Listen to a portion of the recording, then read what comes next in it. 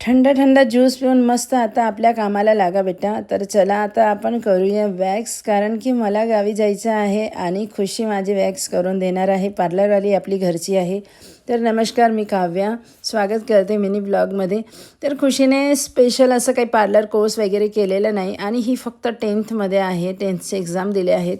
तरी ती लहान असताना, म्हणजे की ती 7वी ते 8वीमध्ये असताना तिला पार्लरचे सर्व काम जमतात.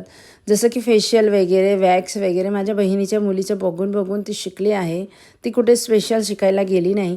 तर आता म्हटलं चला, आपले असे मस्त गोरे गोरे चिकणे हात झाले आहेत, तर त्यावर आपण इन्स्टंट अशी मेहंदी काढूया. कारण की आम्हाला जायचं आहे लग्नाला. तर ही इन्स्टंटवाली मेहंदी आहे. काढा आणि लगेच धुवा. तर हे बघा, बॅग आहेत म्हणून माझे हजबंडजी खाली झोपलेले आहेत. बॅडवर बॅगा ठेवलेल्या होत्या. नंतर आम्ही निघालो. इतकं ऊन होतं. आम्ही 4 वाजेला घरून निघालो.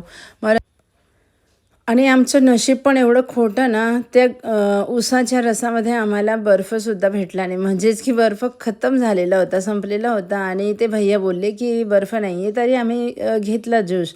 नंतर हळदीचा कार्यक्रम सुरू झाला. माझे वहिनी आणि त्यांनी हळदसाठी ते जे करतात ते केलं. नंतर आम्हीसुद्धा हळद लावली. आणि नंतर मग काय, हळद लावल्यानंतर तर आपला राडा चालू होतो, माहिती आहे सगळ्यांना. तर आधी जेवण केलं. खूप उशीर झाला होता हळदीला. तर इथे माझी पूर्ण फॅमिली, खुशी आहे, बहीण आहे, सलोनी आहे, माझ्या मामांची मुलं, आम्ही सर्व एन्जॉय करत होतो जेवण. तर जेवणमध्ये होतं खिचडी आणि कढी. त्यानंतर आमचा राडा चालू झाला. खानदेशी सॉन्ग चालू झाले आणि खानदेशी सॉन्ग चालू झाले आणि आमचे खानदेशी नाचणार नाही असं कधी होणार आहे का?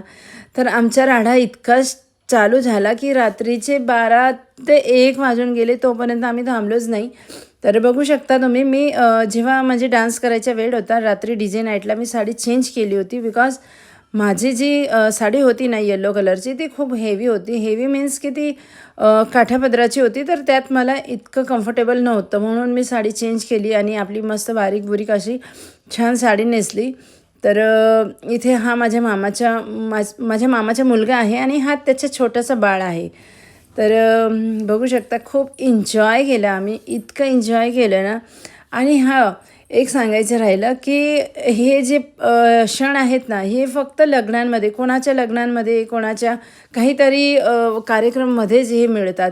एकत्र आम्ही येत असतो, सर्व भावंडं आम्ही मिळतो आणि खूप एन्जॉय करतो. हे सर्व माझे मामाचे पोरं आहेत. मामा माझे खूप मोठे आहेत, म्हणून मामाची मुलं माझ्या बरोबरीचे आहेत. तर खूप एन्जॉय करतो आम्ही. माझे भाऊ, माझी वहिनी, माझ्या माम्या, माझ्या मामांची मुलं. हे बघा, ही झाली आता आपली रात्र. चला, गुड नाईट, बाय बाय.